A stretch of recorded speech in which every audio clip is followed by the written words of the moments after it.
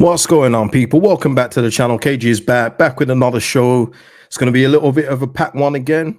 I know some of you like these though, and I get it. When you get a whole bunch of news, when you get a whole bunch of information in one, I guess some people like that more. Some people do prefer the short form, but I just mix it up. But we need to go live today. We got some things to discuss with Luke Ayling, of course, and I also want to just go through a couple of comments that I've received recently, as just to have a reality check back into the fan base of where we actually are, because I don't think people really understand just quite where we are, which is quite surprising, because I thought I was going to have trouble with this, but it seems a few of you have, and I'm going to go through that in a bit.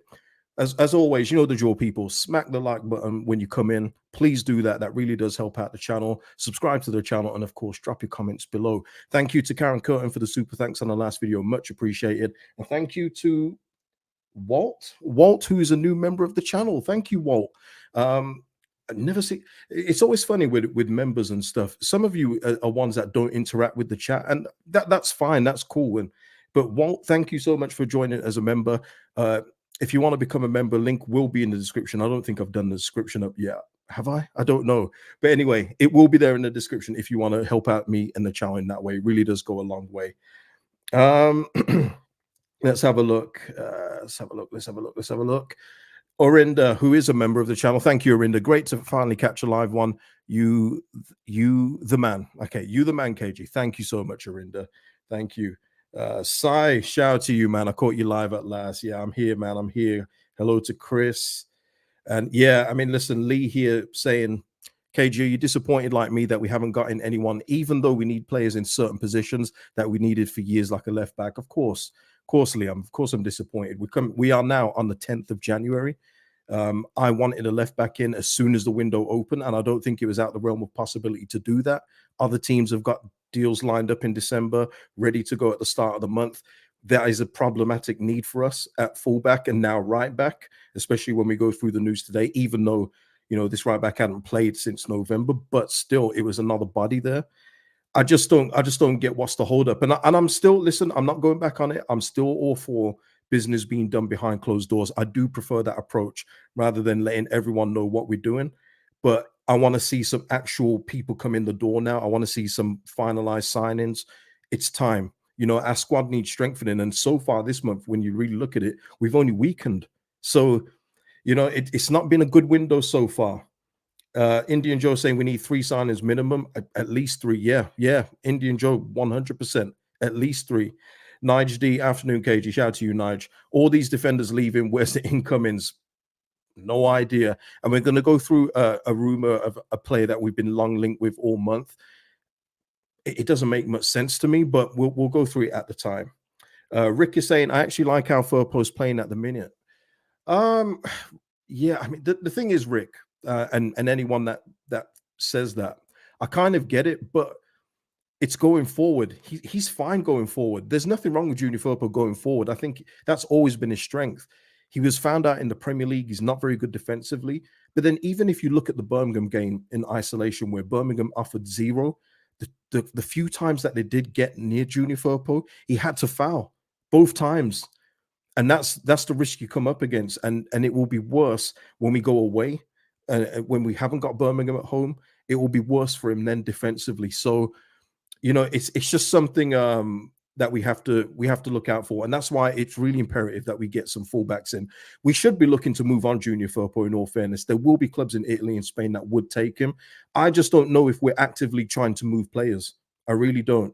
Arson, only the first name. Jesse Marsh being interviewed on Simon Jordan's Upfront podcast tomorrow could be amusing. Yeah, I'm tuning in. I'm definitely tuning into that one. I know I often say when people leave, you know, what's the point in keeping up? But I'm very interested to hear what he's got to say. I really am. I want to see if he's going to finally. I went through this when he was doing his press conferences here. I didn't feel like he was being 100% honest, especially when one week he'd say that we need players, and then he must have a talk with Victor and Andrea, and then the next week, now we're okay. We've got so and so. I want to see if he really bears his soul in this one, because he's got nothing to lose. You know, the guy's currently doing segments for CBS. He's really got nothing to lose. George, I've heard rumors of Leeds signing a new centre back. He's a YouTuber called KG and likes yellow hats, and we might sign him for 43 million. Is that all? Is that all, man? No add-ons. Mike here. Good morning from Florida. Is that Florida? Yes, I'm assuming Florida. Mike, shout out to you. Gavin Jordan now doing comedy. You know what? In all fairness to Simon Jordan, I've watched a couple of those. He's done one with Michael Owen where Michael Owen was spitting nothing but facts, and he did one recently with Robbie Fowler. I think they're okay. I don't watch every single one because he gets like cricketers and stuff like that. But yeah, he's pretty good. But Simon Jordan's a good analyst anyway. In all fairness, but yeah, look. First of all, let's get into this one here. Let's just get this one out of the way. Hull City announced the sign of Fabio Carvalho, and this isn't really the main thing. I'm not going to play it because I don't know if I get copywritten for it. But they did a video in like old Cilla Black fashion, a blind date, if you remember that, where Leeds, Southampton, and Hull are options for Fabio. And I gotta say, it's hilarious. It's actually hilarious. So if you haven't seen that on Hull City's page, go and check it out. It is pretty funny, and they even got the audio of Cilla saying Pat from Leeds. So and with a picture of Bamford's head over it. So look, that I give him credit. The only thing I'm going to say though is that this is the second time this season where we've been mocked by our division rivals. We had it in the first instance where Southampton signed Ryan Manning, and one of their posts was Ryan Manning looking at his phone saying, "Oh, I thought you were going to Leeds." You know, we've been mocked twice, people. So, 49ers Enterprises, we better be fighting back on this one. We must be fighting back. But yeah, so yeah, I just wanted to get that one done and out the way. And Robert here saying smash the like. Yeah, 100% smash the like, of course. Right then, people. So let's get into it, man. Let's get into it. Luke Ayling is leaving the club. Or I mean, pretty much I think this is done. I said last week when it was leaked that pretty much when Middlesbrough are talked about in transfer terms, it usually means something's up. They're one of the few clubs where when there's a rumor about Middlesbrough, it means they are definitely in for the player or in the mix. And obviously, this has come to fruition. Phil Hay, David Ornstein, and various other outlets talking about Luke Ayling ending his 7.5-year stay to Middlesbrough on loan. And this is the thing. I thought we'd at least get a little fee for Luke. I thought that, his contract's up at the end of the season, and I guess it's a way of just getting his wages off the bill. Maybe that opens a space for someone else to come in. But again, this will go to something that I'll be talking about in a little while. But it's disappointing we couldn't even get like a few 100,000 for him, but it is what it is. He's away on loan. He hasn't played since November. So he's literally been like a cheerleader at the club, a very well-paid cheerleader at that. But his time is coming. His time has come. Yeah, Bradley. Yeah, and Gavin. Apparently, JB's going to Plymouth, but that's small potatoes, really. He's nowhere near the first team. So, Bradley Pickles it's a long time coming. Should have gone 2 years ago. Yeah, I've seen so many posts talking about it's a shame he's not going to get the send off he deserves. Well, I've always said this, people. You can write your own story, or you can let someone else write it for you. Now, his perfect ending, and I'm probably saying a year too late, but he should have gone when we survived after Brentford. That's when he should have gone. That should have been his perfect send-off. We're still in the Premier League. Leeds United then have to get 2 right backs instead of just 1. That should have been his perfect send-off. Again, if you want to fast forward, should have gone at the end of Tottenham, but instead he had 2 half-decent games against Man United in which he still made an error, and he got a new year contract for it. There's various times where he could have written his own story and left at the highest height. Unfortunately, he's left where his form has absolutely gone down the bin. He's not being good. But I see all the sentimental posts.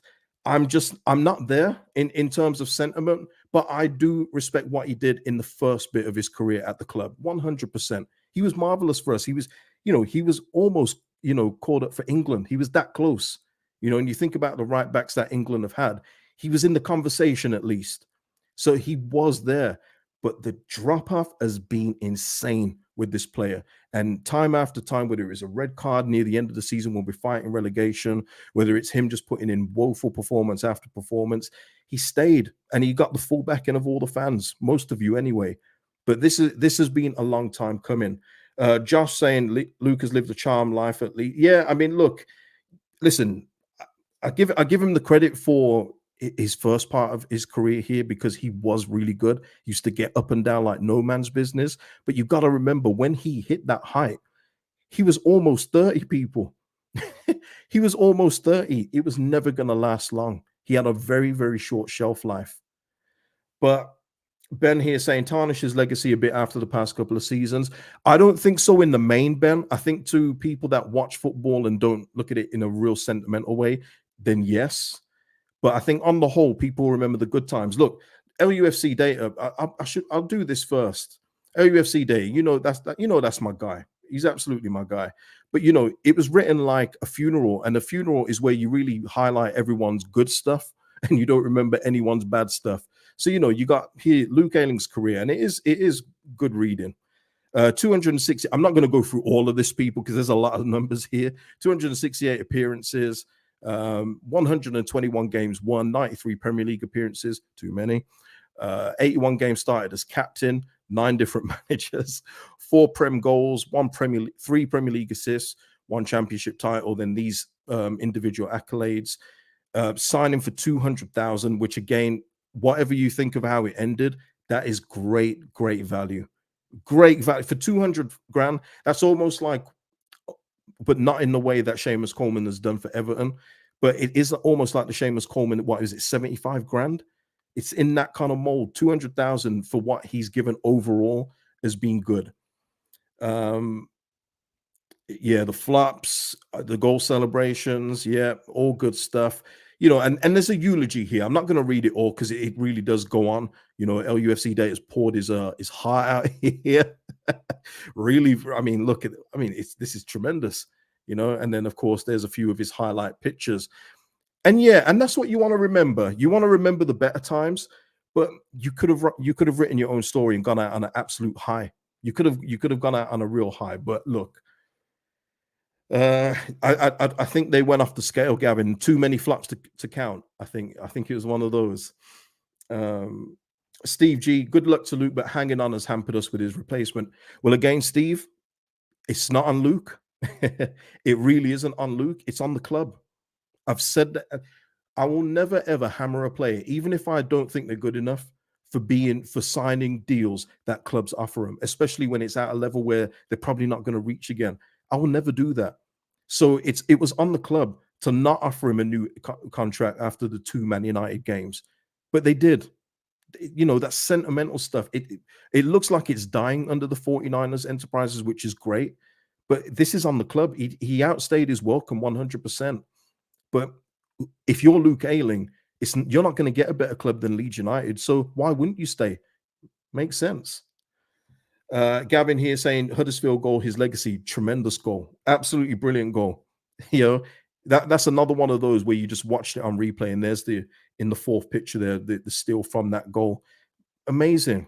But again, that's a long time ago, people. A long time ago. Yeah. Steve saying, yeah, it's on the club. Yeah.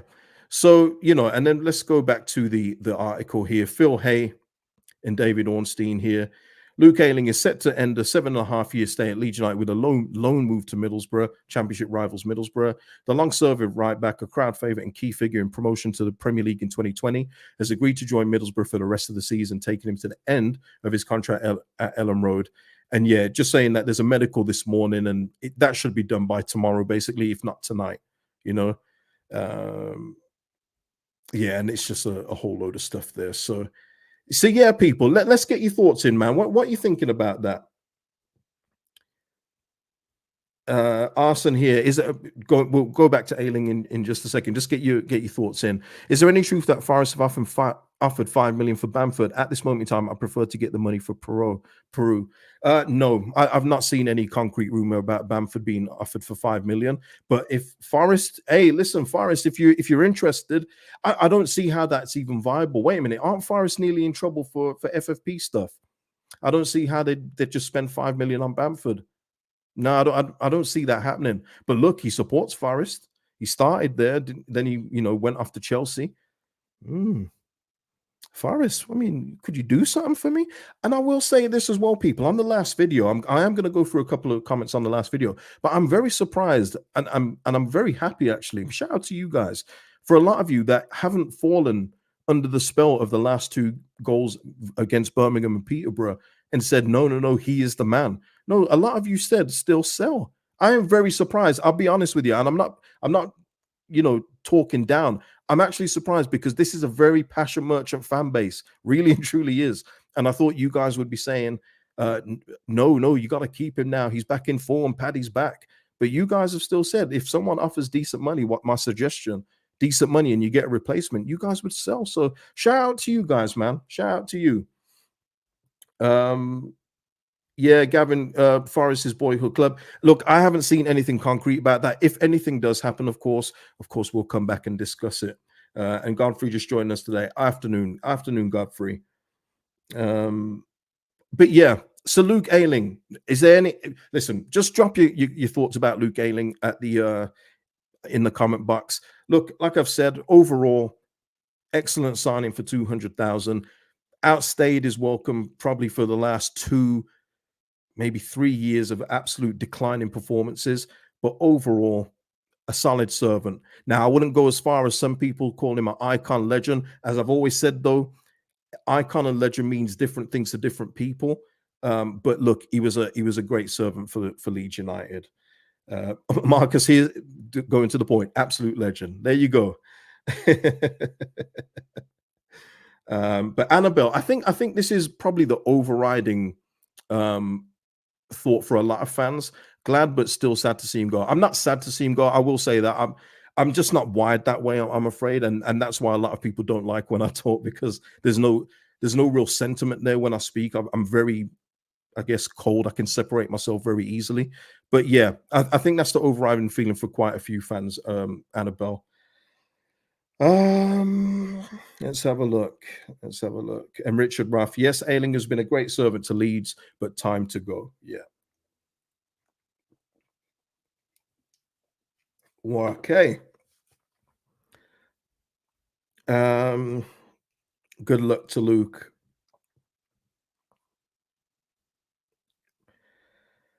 Michael, it's Michael Luke. Yeah, I think a lot of fans are sad there's only a few players left from the Bielsa era, and Luke Cooper, Dallas remind us of the good times.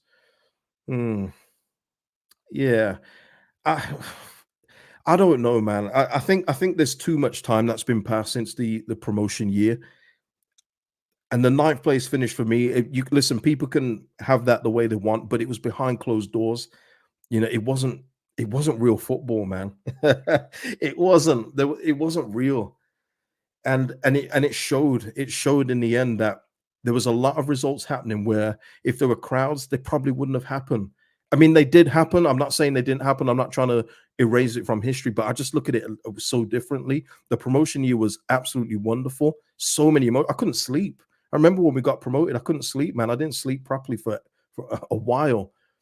But when you think about the Premier League, after the 9th place finish, it was a disaster. We're in 2024 now. I don't know, man. I don't know. Mike here, afternoon, KG, just logging in. So do not know if you've mentioned Gelhardt possibly going to Plymouth. I haven't mentioned that again. When that happens, though, we'll speak about it. But it just shows you, doesn't it? Gelhardt on loan to Plymouth. If that's the link, it just shows you just where Joe Gelhardt is now in his career currently. And it's not where I thought it was going to be, people. Wholeheartedly, I thought he was going to do much better things than this. But whether it's a lack of opportunities, lack of taking the opportunities, just hasn't worked out for Joe Gelhardt at Leeds United. Yeah, Tintin, we didn't strengthen. Yeah. The thing is, though, Tintin, on that basis as well, though, if we did strengthen those players that the previous person mentioned, Ayling, Dallas, Cooper, they wouldn't have been here. That's the whole point. We didn't strengthen and replace, and that's on the old board. But hopefully, under the 49ers Enterprises, we'll see something different. Right. So there's Luke Ayling gone. Right. We've talked about Simon Jordan. I'm just going through my you know what it is, people. I'm going through my things here. What shall I do next? The reality of Leeds United. Shall I do that one? You know what? Let me just quickly go on to a couple of rumors first before I go on to the reality. So, Diego Llorente. Yeah, no more Mays. Listen, hey, listen, I'm just here now. I'm just here now, man. Thoughts on Llorente to PSG?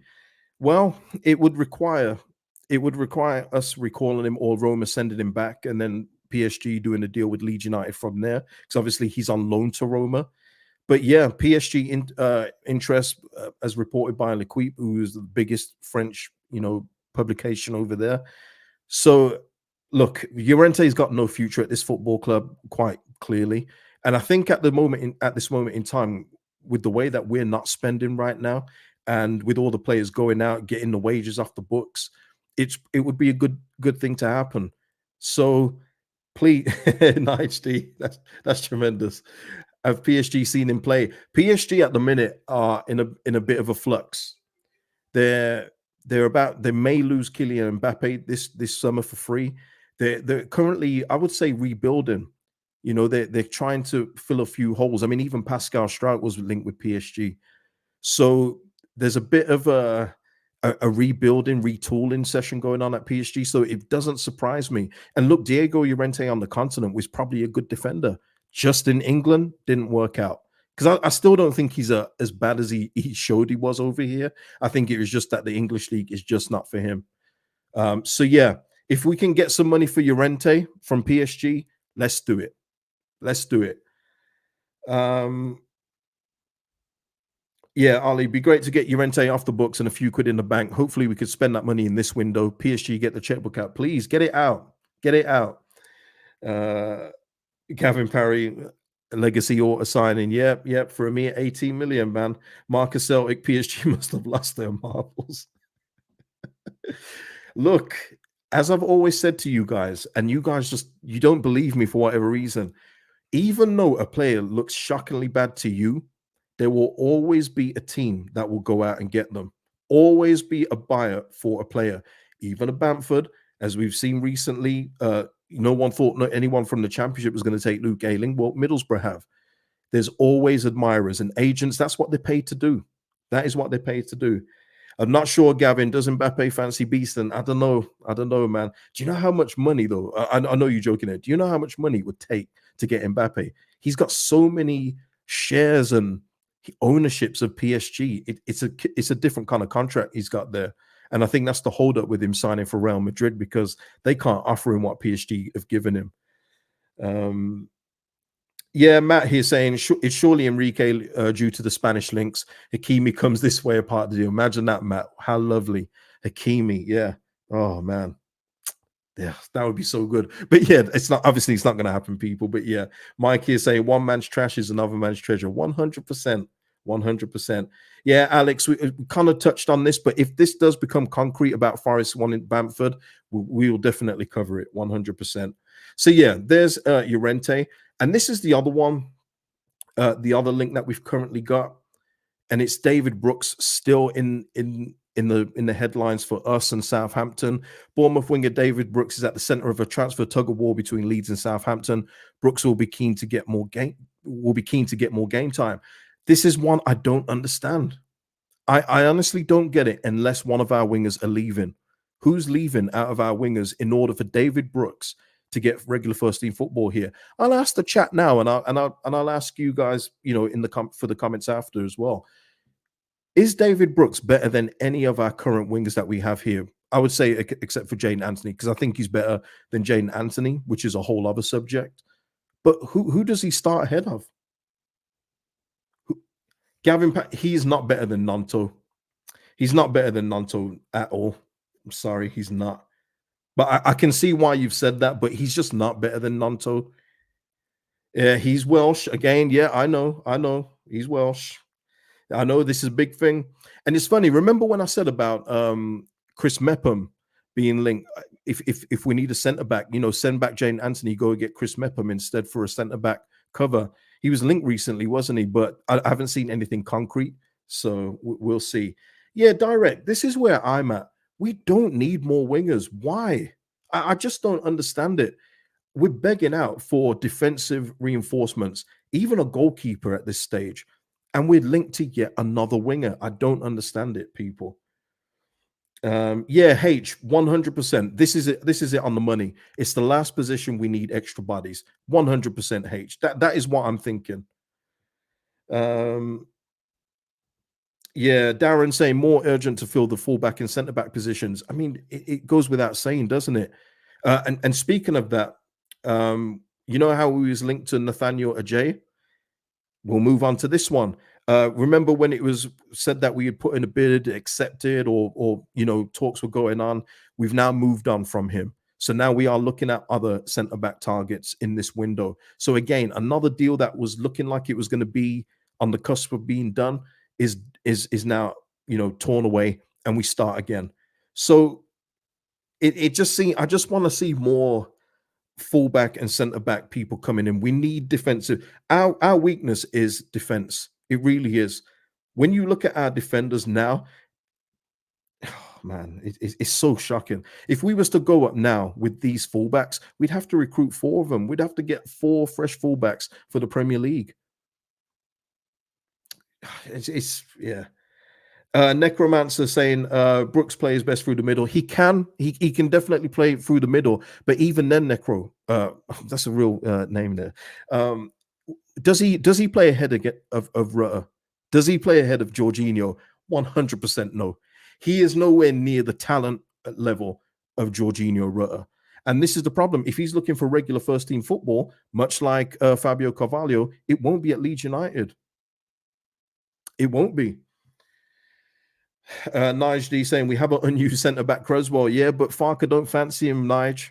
I mean, listen, it may have been forgotten now, but even in a recent game where he put Jan Paveda on the bench for creativity purposes against Birmingham City, okay, Birmingham City.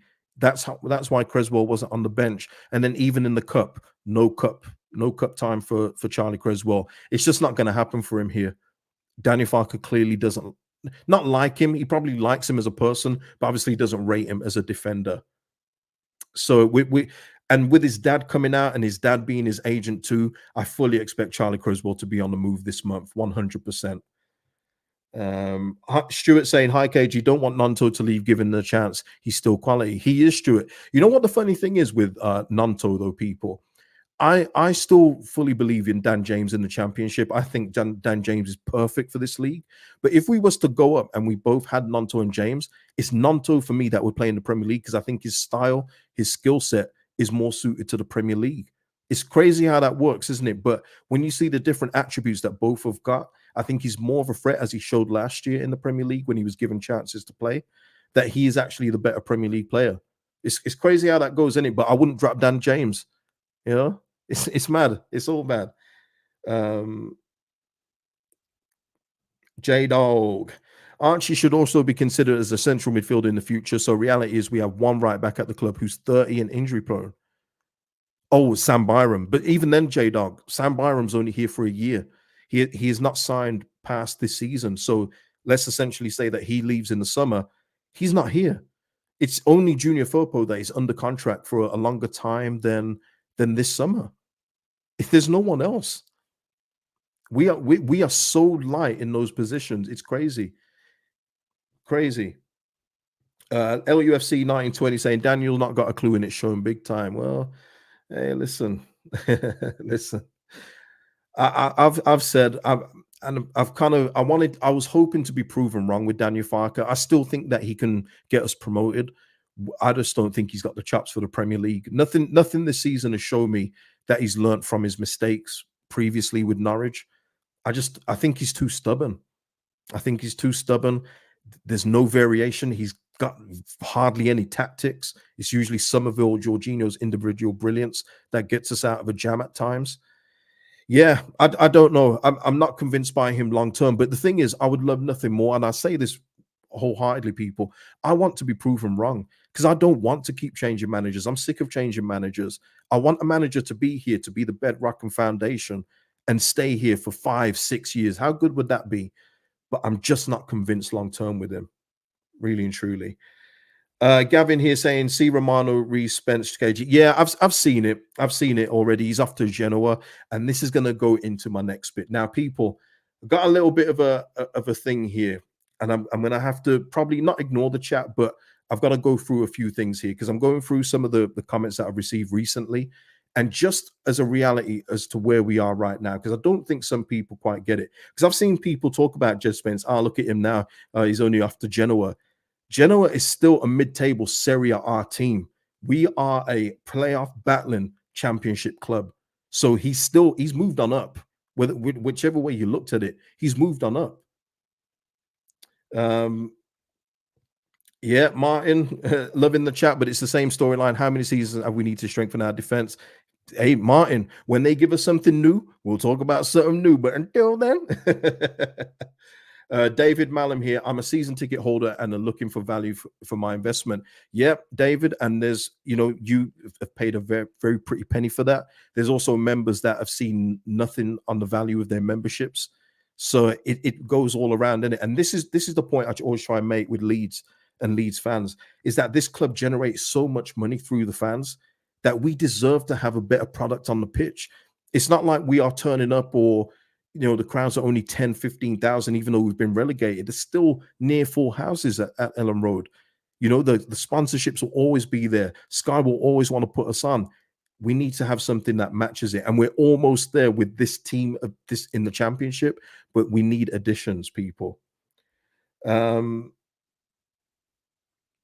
David, if we don't get promoted, mass exodus again. Here we go, people. So I need to get into this, so please bear with me. But yeah, it has to be said, because I've noticed even on the live streams I've done, that people have laughed at my suggestions. And please, I'm not sensitive about you laughing, because even I don't feel good saying the suggestions I've said, but I'm saying them for a reason, because of where we are. And I've given plenty of opportunity for people to put names in the suggestions of who you'd get. And no one's really coming back with anyone. I think the only one that really someone's come back with is Conor Bradley. And I think that's off the back of him having a good substitute appearance against Arsenal in the FA Cup. But where we are right now, people, is we are a playoff battling championship team. And I just want to highlight a couple of these comments. Where shall I start? Because there's three I want to highlight. And listen, this is nothing on the people that have left the comments. I just feel like I've seen these kind of comments so many times. So I'm talking to these kind of people that believe this kind of stuff. This was after me talking about the link of Archie Gray to Spurs. Yeah, a user here, not Philip. Not a hope in hell Archie goes to Spurs. They aren't good enough. They aren't good enough for the level what Archie would want. Guys, let's just say the worst happens and we stay in this league for 3 years. Sorry. Let's just say the worst happens and we stay in this league for 3 years. And Tottenham are the ones that pony up the money to get him. Now, we know there's interest in him from Dortmund, Liverpool, etc. If Archie wants to go to the next level, he would use Tottenham as a springboard, much like other players before him have done. Even if you look at Maddison, who was at Norwich, moved to Leicester. If it wasn't for injuries for Maddison, he'd have probably gone to a Man United or someone like that. But he's now at Spurs. Ivan Toney didn't quite get his Premier League move, but he went to Brentford and saw if he could get promoted with them. He's now going to leave Brentford and probably go on to Arsenal or Chelsea. The thing is, if you're thinking Spurs isn't good enough for the level Archie would want, then what is a championship team doing for Archie? He's not going to improve here, playing Bristol City, Plymouth. He's not going to improve here. So he would probably take that next step to Spurs and go with Big Ange, who's proven to play young players if they're good enough. Sarr being a perfect example of that. So this is the reality of where we are in now. We are not in the top two where we can say, yeah, this is not going to happen. We're going to be promoted this summer. We don't know what the future holds right now. We honestly don't know. Ali here saying, now that's hilarious. We're a championship side and Spurs are an almost elite team. Bournemouth could sign him if we don't go up. And Ali and everyone else, we've seen this proven. Do you think in the previous years we would have lost Chris Wood to Burnley if we were both in the Premier League? Absolutely not. Norwich City signing Snodgrass, Bradley Johnson, Johnny Howson. If we was in those positions, we are not losing those players to Norwich City, but the league matters. Okay. And that's something that I just wanted to highlight there. I've never seen this guy before, but this is another one, and I think this might be an older gentleman just from the way that it's written. The Gray family have got Leeds United running through them like a piece of rock. He wouldn't go anywhere.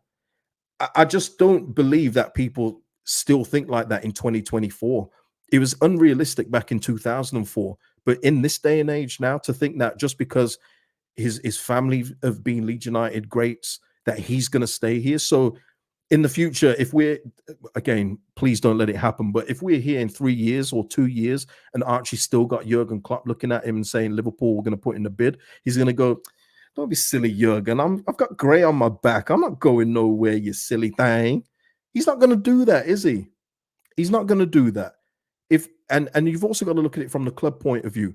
If we sell Archie Gray for a big amount of money because we can't get promoted, it's all profit. And in PNS um PNS terms, that's really good for us at this level. That's another thing that people are not really getting into grips. The PNS in the Football League is completely different from the Premier League. You can't overspend after a certain amount, and the parachute payments will reduce again. Yeah, direct here saying Phillips left. Even at the time, and people will say, yeah, but Phillips wasn't a long-standing family like Archie Gray. But even at the time, Calvin Phillips, he gave us one more year, and it was quite clear that if we didn't go up that year, he was going to go. He was getting England recognition. He was still getting picked for England at championship level, but obviously Southgate wanted him in the Prem, and he gave us one more year. And that's what's going to happen with these kind of players, the ones that can clearly go to the top. And Archie Gray, I agree with Philip in some sense. Spurs, I think he can go higher, but sometimes you need to take that stepping stone to get to that place. And Spurs is a good platform for that. Um, I'm going to get to this in a bit, Richard. I'm going to get to this in just a moment. Let me cook. Let me cook. And then there's this one here. Let me just scroll down. The Funky Jawa, or maybe that's Java. Okay.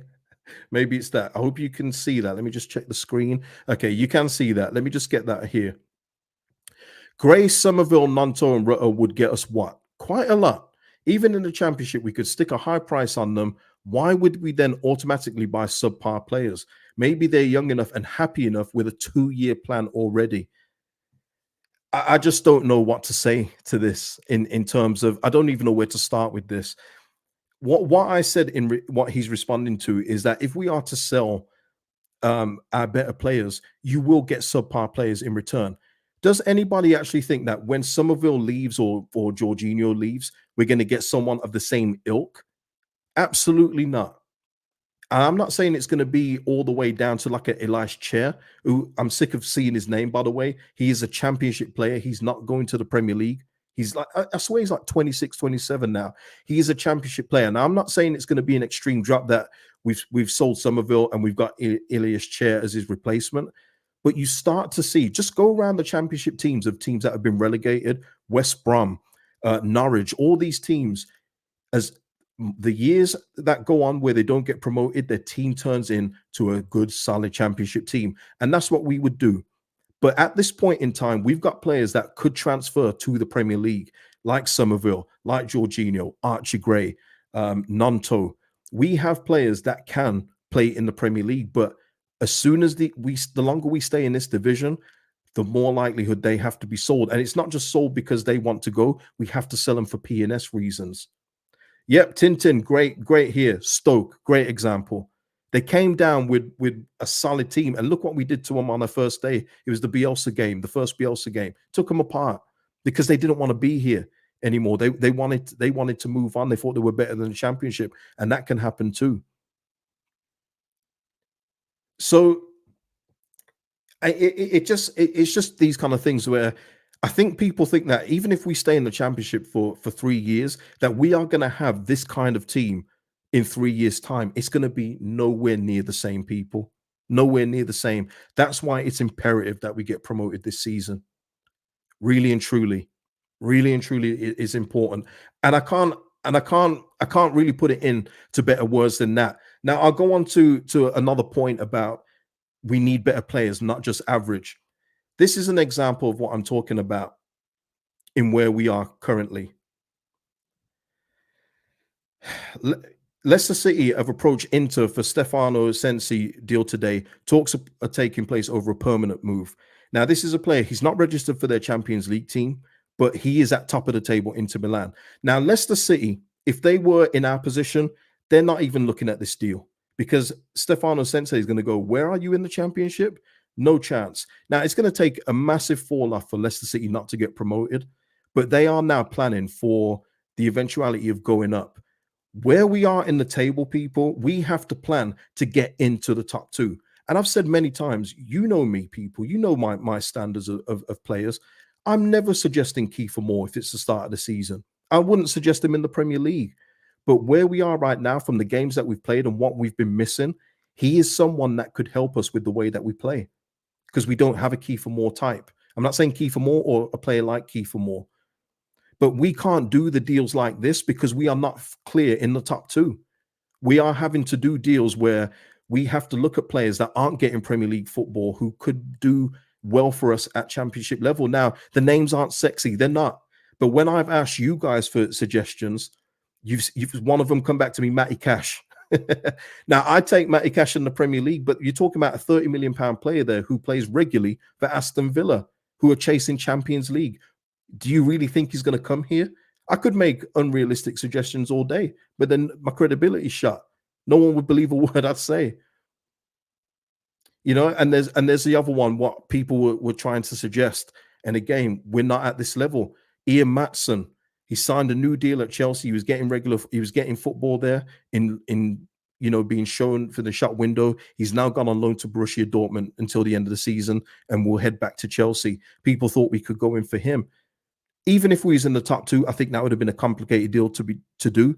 But being where we are in the championship table right now, no chance. So that's why I then go to an Aaron Creswell. I go to a Matt Doherty. They're not great names, but they are where we are right now. And I don't think people quite grasp the reality of where we are in the Football League right now. Seriously. So that's just what I wanted to put forward because I keep on asking people, okay, well, who would you sign? And no one can give me names except for names that are just out of our grasp. But yeah, I've explained it a few times, but I thought I'd just go through it there. I still think people will still think we can sign, Mbappe on loan or something like that, and that's cool. But when I'm giving you suggestions, people, they're not ones that I love. They're just things of what I'm looking at now, what could help us in terms of getting promoted this season. I mean, what's everyone saying, people? Darren here saying, yeah, we need certain type of profile of players on loan to get us over the line. Yeah. When you look at how we've played, Darren, and everyone else, we've been coming up against big banks of six, big old burly centre halves. And what haven't we got? We haven't got someone in the middle that can interrupt those guys. We've got beautiful, talented footballers who can move around and give you a pass and move, but no one that's going to be a big old surly, "Oh, I'm going to head it in, I'm going to put a bandage of blood on my head," and all that kind of stuff. We don't have that, and we probably could do with that. Dan James has looked like he's wasted a lot of crosses this season, where if we had a number 9 like a Kiefer Moore type, they would have probably been assists for Dan James. Seriously. So that's why I'm looking at of what we need. Aaron Creswell, he's not quick anymore, but what he is, he's still good defensively, but he can help us at set pieces too. So yeah, like I say, I'm not here to dampen anyone's spirits or anything like that. I just feel like some people don't get the reality of quite where we are at this point in time. If we was in the top two, we're having completely different conversations, people. I'm looking at players that will help us now and we can use in the Premier League. That's the ideal thing. Now, look, if the 49er Enterprises come out now and surprise everybody and get some players that, like a Josh Doig, which is looking more unlikely by the day, people, I'm afraid. If they could get players like that, then you give them all the credit in the world because that's their job. They're supposed to sell the club like that and say, yeah, we want you now, we want you next season, but we're not there right now, people. And that's it. That's it. Direct saying KG is a football man. Agree with you on this. Man studies the game. Look, yeah, I do. Direct, yeah. And it's not to be big headed. It's not anything to do with that. And it's just speaking to players as well. Speaking to players, speaking to agents. I just know the landscape a little bit more. That's all it is. Um, Tintin, we have too many soft players. Ooh. Let's have a look. I'm worried if teams shut up shop and hit us on the break. We've got no answers. That's my worry, KG. Yeah, and that's what we need. We need some counters to that. Oh, UFC. We need some more counters to that. 100%. And yeah, Ryan, good point. Even Creswell will probably think the championship is a step down. Yeah, Aaron Creswell, he's referring to. But that's what I'm saying. That it's not an ideal signing for anybody. And even for probably Aaron Creswell, he probably thinks that he could still get a game or two at West Ham, but he's not really getting football there. But at our level where we are right now, not being in the top two and clear, it would be a good signing. And you're right, Ryan. Maybe he doesn't want to do the championship. Scott here, KJ, the real one. Thank you, man. Listen, not everyone's going to agree, and that's cool. If you don't agree, just put it in the comments after, of course. Hanky is saying because of Farke's lack of tactical flexibility, getting the big brute number 9 makes sense. But would he play him, Hank? Does anyone wonder? Does anyone wonder with the 49ers recruitment at this point, because of the data and evidence that we've seen so far, with Daniel Farke not, pretty much playing the same 11 every week and substitutes getting 10 minutes? Do you think there's any hesitancy from the 49ers of actually buying somebody? Because all we're hearing is about loan deals, and with good reason, by the way, with some of the names. But do you think there's any hesitancy from the 49ers to trust this guy if they spend like another 5 million like they did on Gruev, and they're saying, well, how much game time's Gruev got for 5 million? Wow. I don't know, man. I don't know.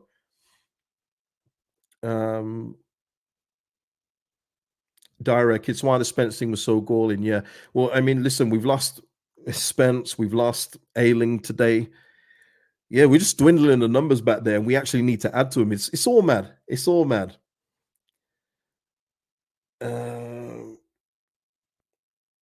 Let's have a look. Oh, LUFC saying, would you look at our 23 schedule because Deadwood is not working? I, are you talking about people like McGurk and all these guys? I just don't think there's much of a future for them at this football club.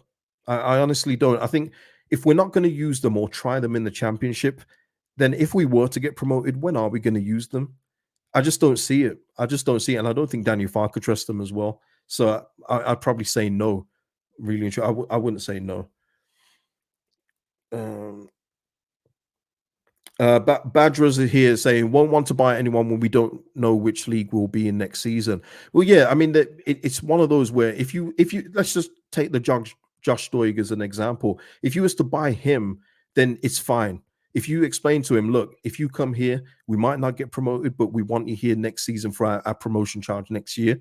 I'm cool with that. It's if you was to buy a Kiefer Moore, where it's like, oh, wait a minute, he's like 32 next year. It's a bit different. It's a bit different. But look, Bournemouth are willing to send him out on loan, but I think he's probably ended up at Cardiff. But yeah, of course, there's always risk when you're buying a player, whether you don't know which league you're going to be in. Yeah, exactly. Montero, another one, young, promising centre back. Not heard anything of him really. Seriously, honestly.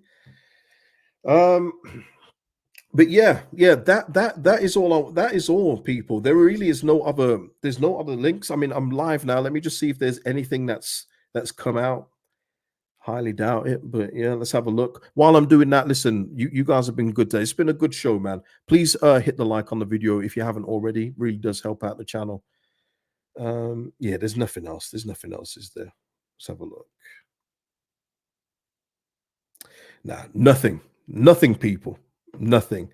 Darren saying it's difficult to buy quality, so going for loan out of favor high level players is the right strategy. It is, Darren. Thank you. And Derek saying good discussion. No, I appreciate that, man. Thank you so much. But listen, people, I'm going to leave it there. We spoke about a lot. We spoke about, there's been a lot. It's been nearly an hour show. I knew it was going to go long today. But yeah, I hope you've enjoyed it. It's been a good day. I hope everyone's good, feeling good, smelling good, all that good stuff. And listen, like, subscribe, drop your comments, and I'll see you in the next show. I think it's the press conference tomorrow. We play Saturday, so it should be the press conference tomorrow. So if we haven't completed the signing tonight, I will be back tomorrow and we can discuss the press conference where I'm sure Farker will speak about Ayling and everything else in between. I'll see you in the next one, people. You've been great. Thank you.